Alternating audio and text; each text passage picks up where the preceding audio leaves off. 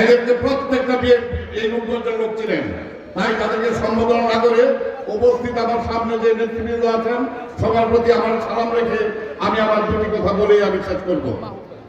আজকের এই অনুষ্ঠান 31 দফা, আমাদের বুঝতে হবে কেন এই 31 দফা, এই 31 দফা বাস্তবায়ন কেন।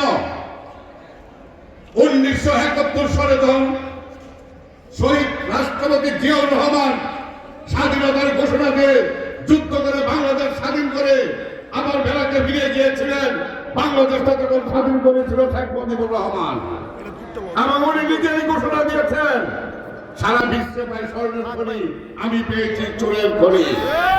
এবং এই শেখ মুজিবকে বলেছিল বিদেশিরা যে বাংলাদেশ একটা তলাবিহীন জমি, সেই তলাবিহীন জমি অবস্থায় 1974 সালে তখন বাংলার মানুষ না খেয়ে অনাহারে পড়েছিল। এই মুহূর্তে আমাদের মাঝে উপস্থিত হয়েছেন নারায়ণগঞ্জ জেলা নবনির্বাচিত আহ্বায়ক কমিটির সম্মানিত যুগ্ম আহ্বায়ক জনাব শরীফ আহমেদ টুটুল ভাই। করতালির মাধ্যমে সেই টুটুল ভাইকে সম্মাননা জানাই।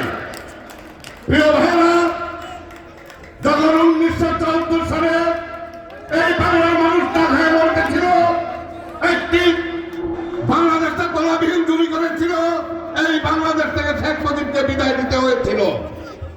শেখ মুজিব যখন বিদায় গিয়েছিল, এই তলাবিহীন জমি আমাদের সেই জিয়াউর রহমান হাতে নিয়েছিল এবং নিয়েছে উনি চিন্তা ভাবনা করেছিল এই বাংলাদেশ থেকে যদি আবার করতে হয় আমাকে সেই 19 দফার কাজগুলি আমাকে করতে হবে। সেই 19 দফার কাজ জিয়াউর রহমান করে গেছেন, কিন্তু দুঃখের বিষয় পরবর্তী সময়ে বিগত যে স্বৈরাচারী সরকার এই দেশে 15 বছর যে শাসন করেছিল সে পুরা চুরি করে পালিয়ে গেছিল। তাই আমাদের তারেক রহমান চিন্তা করেছে এই বাংলাদেশকে আবার গড়ার লক্ষ্যে আমাদের এই 31 দফার প্রয়োজন।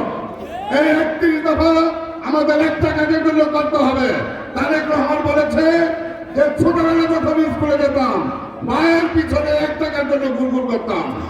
আমাদের এই মনির ভাইয়ের প্রত্যেকটা কর্মী এই লিফলেট দিয়ে এই রূপগঞ্জের প্রত্যেকটা জনগণের পিছনে গুনগুন করতে হবে, এই আশা ব্যক্ত রেখে আমি আমার বক্তব্য শেষ করছি।